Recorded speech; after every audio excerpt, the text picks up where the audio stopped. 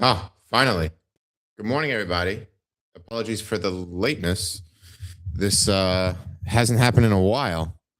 Apologies for that was all technical, and you could probably see from the different camera angle uh why I'm late. The My other camera setup was not cooperating with me, and I might have shed some light on this to you guys in the past. Um, Sometimes I stream via the YouTube platform directly, and yeah,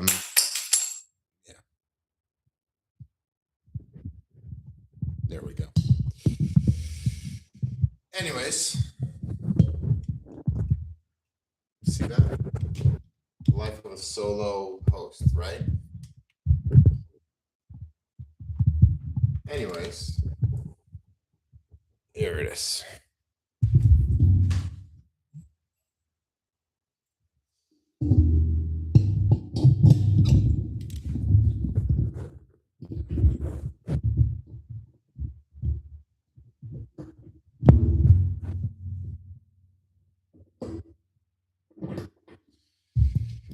Wow.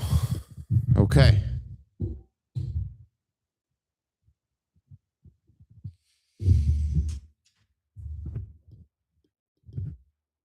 I'll figure that out later. How do you guys hear me given this new setup? Sean Nichols, 807 room. You're a troll, man.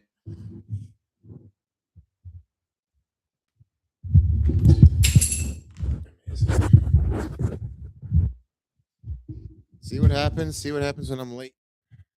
Or whenever I get technical difficulties like this?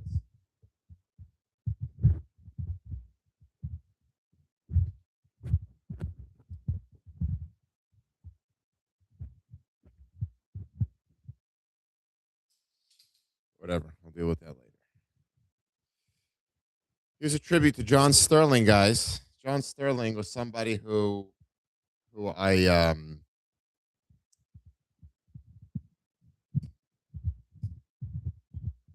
little fun fact. When I was in Jewish day school, I won what some may call heretical, a boombox. And I snuck that boombox under my covers. And big boombox. And every night before I went to sleep, I would listen to 880 WFAN, or it was CBS at the time, I think, and listen to John Sterling call the Yankee games. Snuck it under my covers because I plugged in headphones into the boombox, and I used to let my brothers know how the Yankees were doing as the games went on. So there's a little tribute to them. Um, Susan Waldman, his 40-year longtime partner, said the first time she met him, he did a 4-hour broadcast, I think, standing up, sort of like this, listening to something, and holding the mic to himself, just like that. So that story is fresh in my mind. Tammy, how is it now?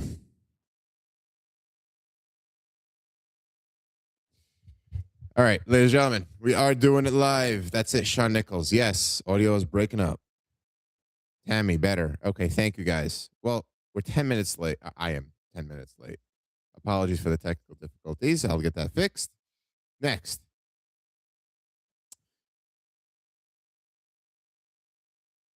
Of course, I'm going to jump straight onto. Oh, Sean, yeah, enough. All right, let's jump right into it. Number one on my news algorithm here. We have the takeaways from Indiana. Trump endorsed candidate gets revenge, or Trump gets revenge, and all other takeaways from Tuesday's Indiana and Ohio primaries. So primary season is in full swing. I guess despite the whole map fiasco, but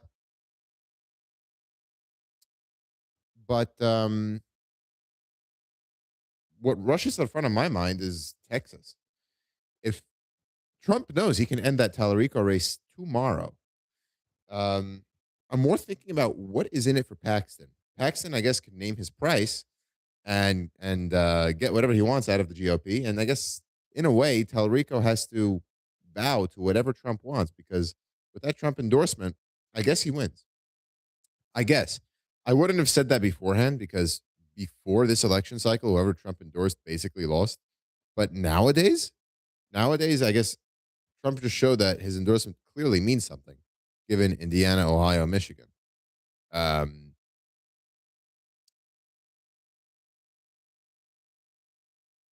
wow, that's a gruesome headline. The Hill, Trump takes scalps in Indiana, flexing power over the GOP. And Politico says it right. We're about to figure out if Trump is a kingmaker or a lame duck. I guess so. That was written yesterday, but this morning, I think for those particular primaries, he was a kingmaker.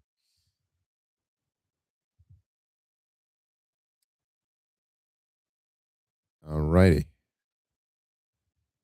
That's just what happens here. Oh, and I'm sure Mark Halperin on Michael Smerconish is going to have something to say about this. Something I didn't think was going to go the right way, and I guess it didn't. Trump orders the military to pause the Strait of Hormuz mission to allow time for peace talks. I think this came out on Monday's stream. I was like, well, I guess they're gonna escort ships through the Strait of Hormuz. And why did they do that already? So they, I guess, began doing it, but then they underwent fire by the Iranians. And then they paused. I don't even think it took 24 hours for them to pause those escorts. Again, I'm waiting for somebody to tell me how much time do we have left before complete economic meltdown. I don't even know if there is an answer, but something there. My personal take. The Wall Street Journal has an article from 2 days ago. How the U.S. cleared a path for the Strait of Hormuz. Okay. I didn't know they cleared a path.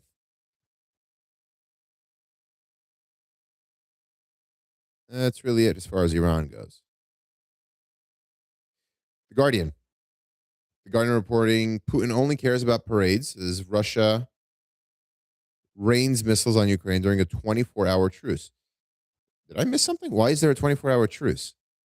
Dozens killed despite ceasefire announced by Zelensky after Moscow had asked for Saturday truce for its annual military parade.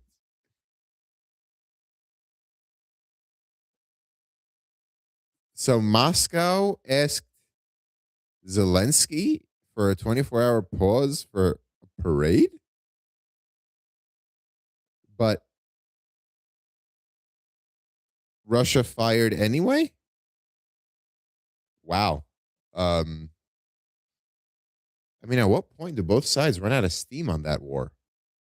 That's that's just wild for me.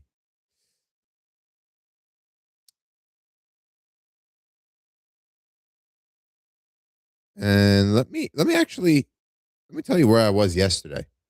So, as you guys definitely know, I've been doing a lot of traveling, and this directly relates. I'm doing. I can't believe I'm saying it. I'm doing the weave. All right. I was in Albany. I was lobbying for a certain bill that if you were to purchase a spoon online, we wouldn't be able to shoot you an advertisement for a fork. That's they're calling it a privacy bill. It's meant to really go against big tech, but I was asked and I was brought in to lobby against that bill because of the effect it would have to on commerce. Figure, I mean, somebody who sells water filtration products wouldn't be able to target geographically people who need clean water. Um, and the bill was so overbroad that it would hit it. Of course, of course, I brought up my son's bill or the bill that I'm trying to pass in his name, Carter and Ray's law. For those of you keeping tabs on that, and I thought to myself, let me bring it up in a nuanced way. Maybe on the way out, I'll say, "Hey, can I pick your brain, Senator or Assemblyman? Can I pick your brain about this particular bill that's proposed before the New York State Senate, so on and so on?" And long story short, I spoke with pretty high up insurance committee people, and they were telling me that any more insurance mandates will be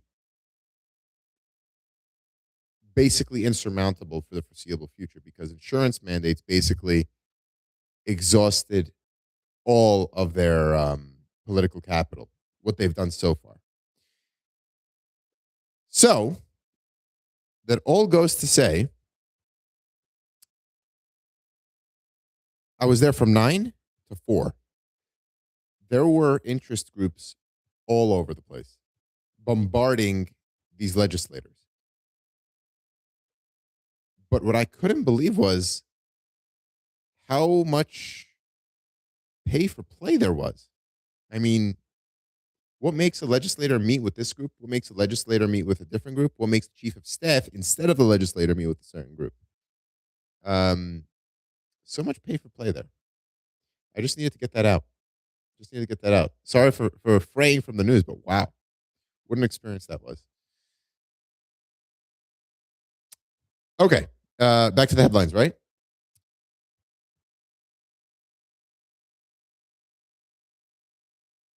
So look at this headline. I'm going to see if I could share my screen with you guys.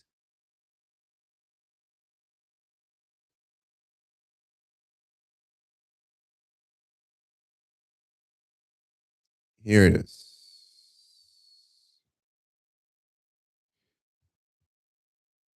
Can I share my screen here? Yes, I can.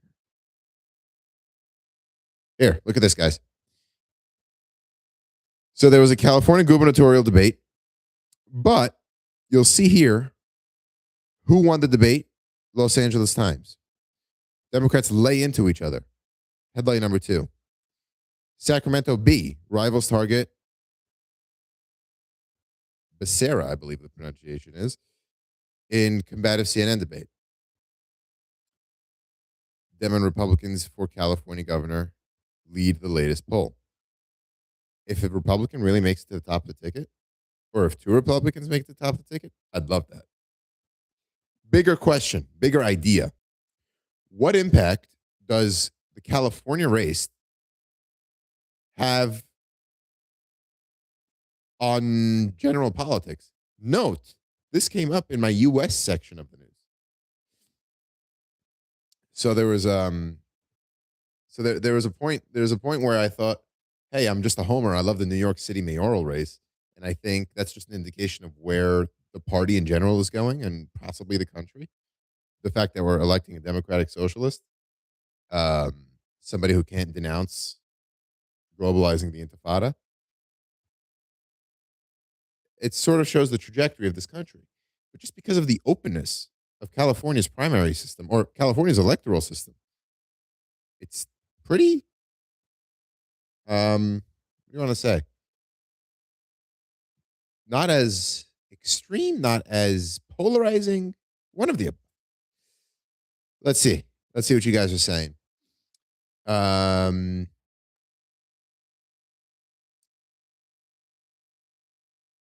Dipping into the comments a little bit. Sean Nichols, when will they run out of steam in the Middle East? Russia, Ukraine has a long way to go to catch up with that. Unfortunately, that's right. Yeah, the Middle East has always been a big mess, much longer than Russia, Ukraine. Nancy Lawrence, how do you like Mamdani raising your property taxes? He didn't do that yet. Hochul's giving him enough money to shut up on that for now. Save your social security check while you can, girlfriend. Ham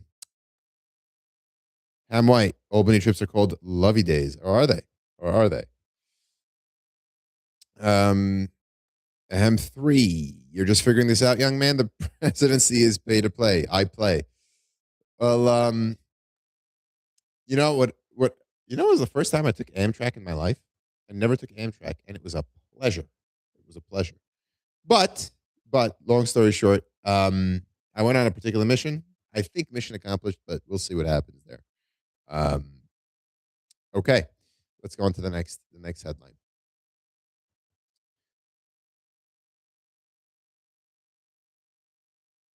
So I saw this headline a few times, and I'm guessing this actually means something. The fatal hantavirus outbreak reported on a cruise ship. How a deadly hantavirus outbreak unfolded on a cruise ship for weeks before it was identified. Um, I've never heard of this hantavirus. I've never heard of it, but I mean, I've been seeing it more and more. I thought it was just once some fringe headline, but it's just keeps on seeing itself. I probably have to do some more reading into it, especially given I never see the word fatal affiliated with it. So that there's something of importance. That's an espresso right there. Um, Sudan accuses Ethiopia and UAE of orchestrating drone attacks in an airport. Well, I don't think the UAE has drone really wants to get Sudan and Ethiopia involved in an armed conflict right now, given their position as the number one punching bag of Iran.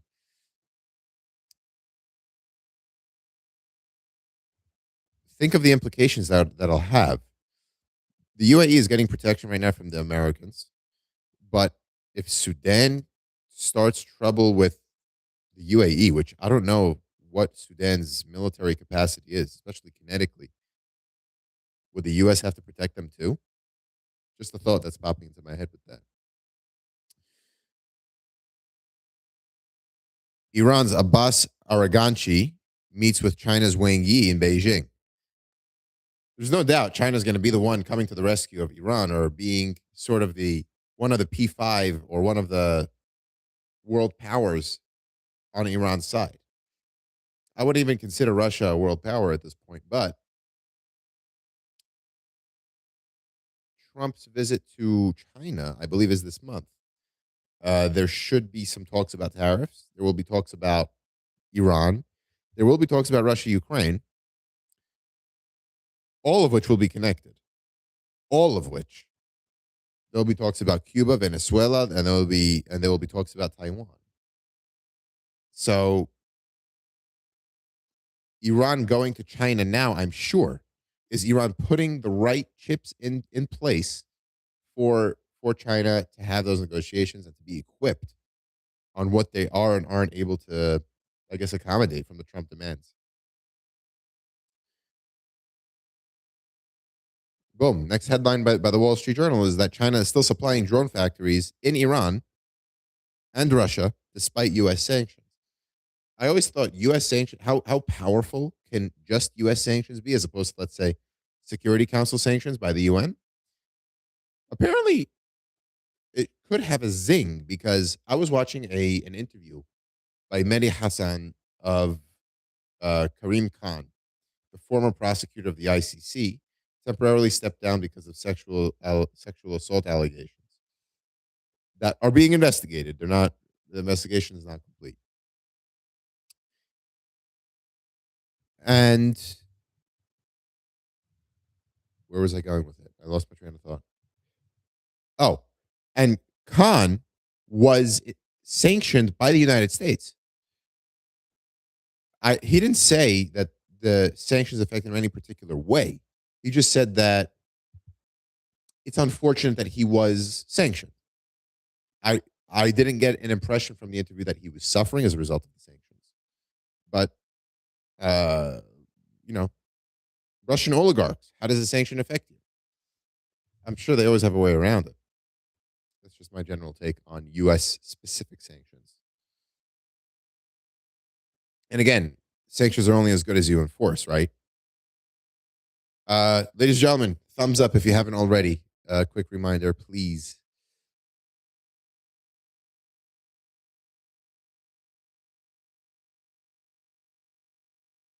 All righty, I'll hit one more headline and then we will go into some comments, ladies and gentlemen.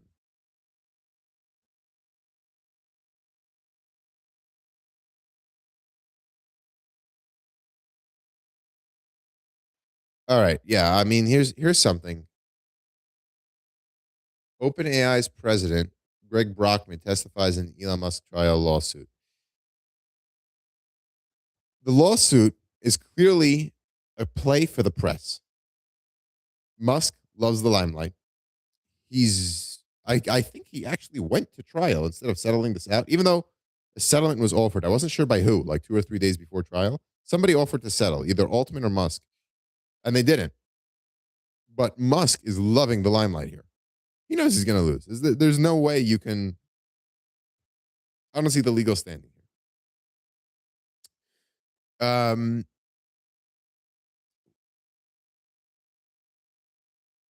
Brockman rebuts Musk on the take startup history, recounts secret work for Tesla.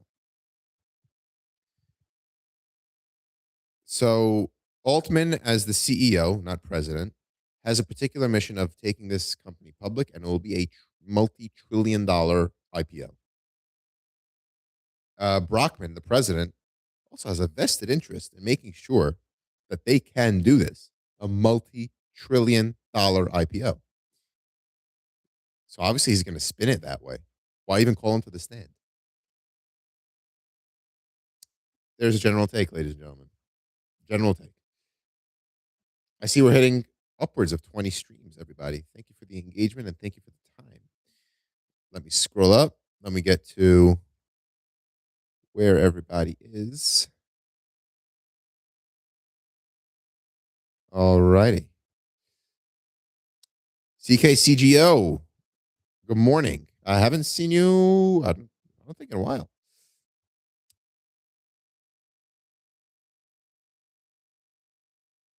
Yes. So let's go.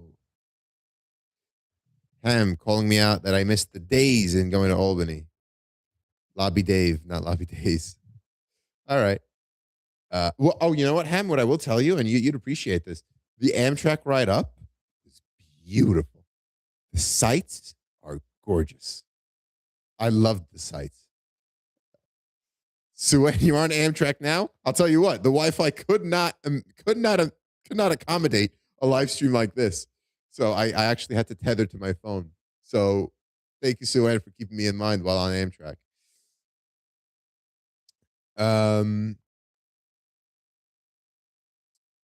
Tammy Moran, hantavirus killed Sean Connery and wife. I don't know that. Sean Nichols, virus outbreak, real or year of the shark? Discuss. Nah, it's not a year of the shark kind of thing. Maybe if it goes a little more out of hand, it would be. Oh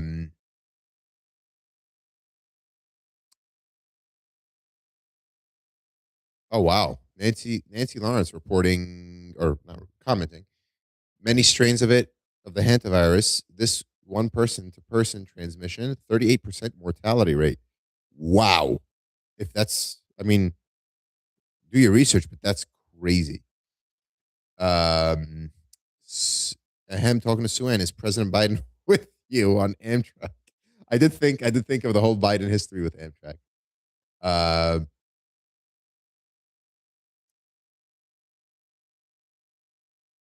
Desert Sunset saying they are saying hantavirus is now showing person-to-person transmission, which is new. No treatment, often fatal from rat or rodent urine. You. Righty.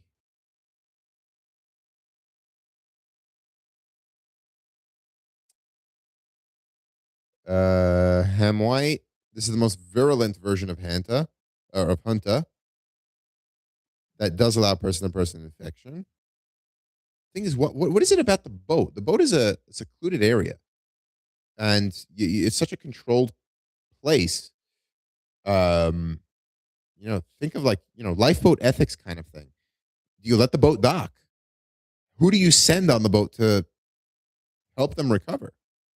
And if there's truly no cure, what do you do? I mean, and then after the people either live or die or whatever it is, do you sink the boat? These are grave questions that I just definitely don't want to contemplate.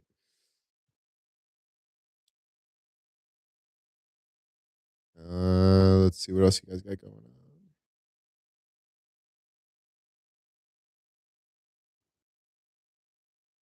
CKCGO, I was pro Amtrak for a long time. Sean Nichols, I don't think anyone is drinking rat urine, my friend. Nobody's drinking rat urine. And the Hem 3, I do remember COVID. Yes, I do. Yes, I do. But that didn't have a 30-something% mortality rate. That's a wild number. I have to look at that. Desert Sun that the boat has not been allowed to dock. Now supposed to go up to Canary Islands for help. I don't know.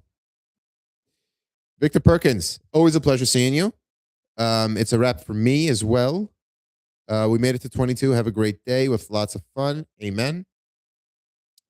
Hem 3, yeah. The ship that couldn't dock.